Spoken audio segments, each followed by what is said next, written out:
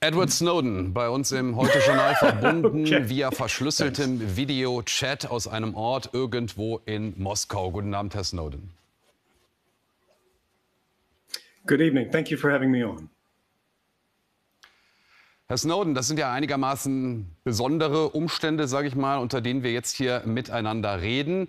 Wie sieht denn Ihr Tagesablauf aus? Gehen Sie ganz normal raus zum Arbeiten?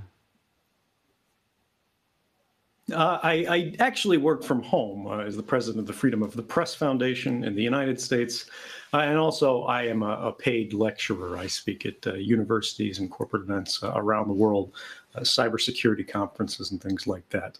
Recently, my days, unfortunately, have been about 4 hours of the day on calls with the media. But I think it's really actually useful that we can talk about these conversations again in 2019. Und wo bekommen Sie Ihr Geld her? Wer bezahlt Sie? Ist das das, was Sie gerade uns gesagt haben? Oder sind Sie da angewiesen auch auf den russischen Staat? I definitely don't take any money from the Russian state. I would not take money from the Russian state.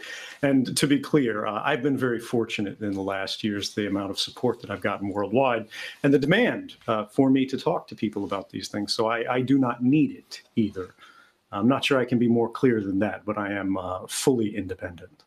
I don't live in state-provided housing. I don't have guards. I go around, I ride the metro, I ride the bus, I walk in parks like everyone else. Jetzt ist es ja, Herr Snowden, einigermaßen paradox, dass jemand, der sich wie Sie für echte Freiheit und gegen Überwachung einsetzt, ausgerechnet in Russland Zuflucht findet.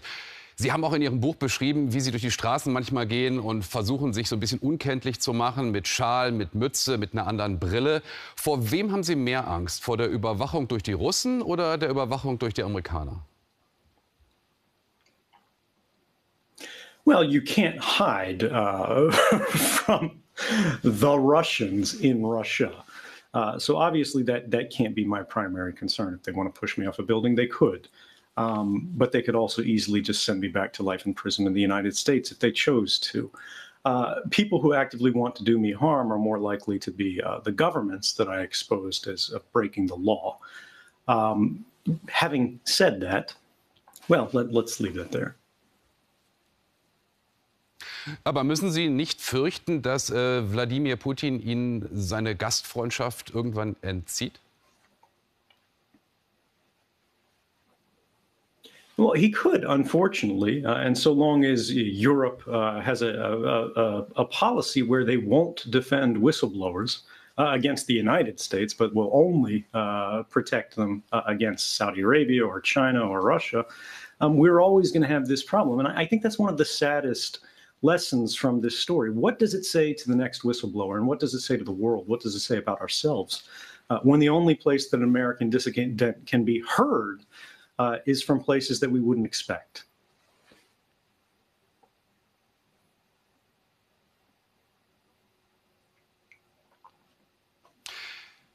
Würden Sie sagen, wenn Deutschland, wenn die Bundesregierung sagen würde, okay, kommt zu uns, wir geben Ihnen so etwas wie Asyl, dann wären Sie morgen weg und in Berlin?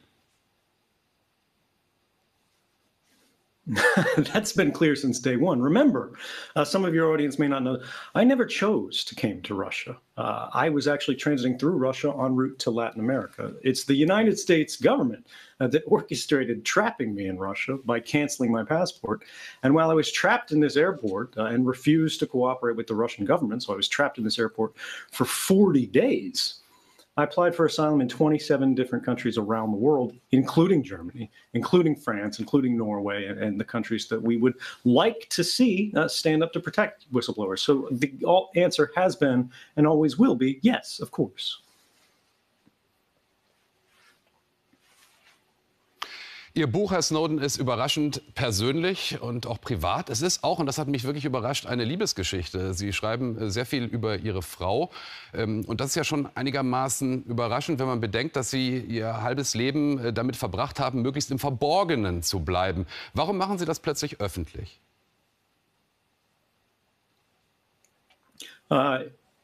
It's not an exaggeration to say it was harder to write about myself than it was to really light a match and burn my life to the ground in 2013. But when I look around at the world today, when I look at what we have, a rising tide of appetite for authoritarianism, a turn towards totalitarian policies in traditional Western democracies, there's a question of what we can do about it. Now, there's not much that I can do these days besides speak, besides tell my story and tell people why I think this is a fate that we should and can still avoid. But we can't do that without the conversation. Sie können nicht nach Hause, Sie können nicht zurück in die USA. Dort werden Sie mit Haftbefehl gesucht. Eine Reihe von Menschen in den USA sieht Sie als Verräter, sagt, Sie haben Geheimnisse verraten, die auch Leute in Gefahr bringen könnten. Wenn Sie das mal unterm Strich so ein bisschen bilanzieren mit dem, was Sie erreicht haben, auch an Aufmerksamkeit für Ihre Sache, hat es sich gelohnt am Ende?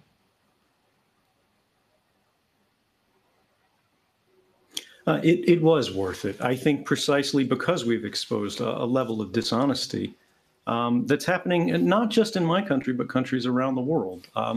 Governments are supposed to work for their people. They're not supposed to work against them. They're not supposed to hide essential facts from them, because in a democracy, the government derives its legitimacy from the consent of the governed. But if that consent isn't informed, it's not meaningful. So yes, there are people out there who've made these claims, but we're in 2019 now. We're no longer in 2013. No evidence has ever been provided showing anyone, a single person, has come to harm as a result of these disclosures. And yet they've won the Pulitzer Prize for public service journalism, the highest prize for journalism in the United States, prizes around the world. Our laws have been changed. The structure of the internet has been changed. And our understanding of people around the world is increased by access to essential information about the ways we are being spied on. If that's not a good thing, I don't know what is. If that deserves life in prison, then at least we should get a fair trial. But that is the one thing the government has refused me to have. They forbid me the right to tell the jury why I did what I did, and for them to decide if it was right or wrong.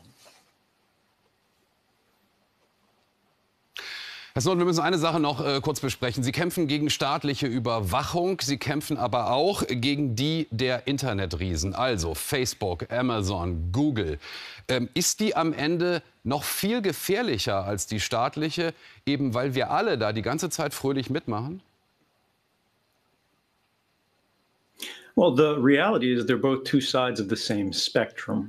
You can't look around the world today and go, oh, governments are not a threat. They're increasingly more of a threat with each passing year. And yet you can say the same of these internet giants. They have made an enemy of public privacy. They make their money by selling our lives as a product. Their goal is to make a permanent record of every private life. But it's important to understand that these internet giants are very much acting as the deputies of government. And particularly if you're, for example, in Europe, many of these internet giants are not European, they're American, and they feel that they owe no allegiance whatsoever to European laws or European rights.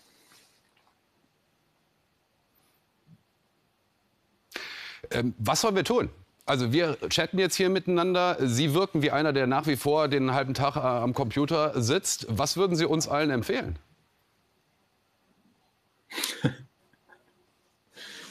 Yeah, so I do. I spend almost all of my life in front of a screen, and I did long before I left my work at the NSA. That's by choice. I'm an indoor cat. And we should be able to make those choices without harming ourselves. And I think that's the problem. If you look at your phone today, right now, sitting on the table, sitting on the couch, sitting on a desk, screen is off, you're not actively using it. Do you know who it's talking to? Do you know how frequently it's talking to them? Do you know what these companies know about you? And the answer for all of us is no. We have created, through a exploitation of law, in nearly every country around the world, a belief that if we just click an I agree button before we make a Google account, a Facebook account, or whatever, we can be bound by 600 pages of legal paperwork that none of us read. We know none of us read it. None of us have time for it, and we don't have the expertise to understand it. And even if we did, these agreements say they can be changed at any time without even granting us a sort of notice that it has changed. And so what this creates is this dynamic where your phone is sitting there, creating an invisible harm to yourself, to your family, to your privacy, and broadly to global society. It's like pollution. It is harming us, but it is the invisibility of it that makes it so toxic, so difficult to respond to. We need to create tools that allow people to see all of the connections they're making, be able to trivially change them. If you could press a button right now on your phone, just tap an icon, and your phone would stop spying on you, you would. But we're not granted that opportunity, and we're not granted the choice to make reasonable decisions about what we want to do, because these companies make it a blanket decision. They make it an all or nothing, and in the terms of Silicon Valley, they try to make it a frictionless decision. Frictionless means just concealing the consequences, concealing the costs. They are front-loading the joy of their product while hiding from us the harms of it. That has to change. Edward Snowden im einzigen Fernsehinterview im deutschen Fernsehen aktuell. Herzlichen Dank fürs Gespräch, Herr Snowden. Thank you so much for having me. Stay free.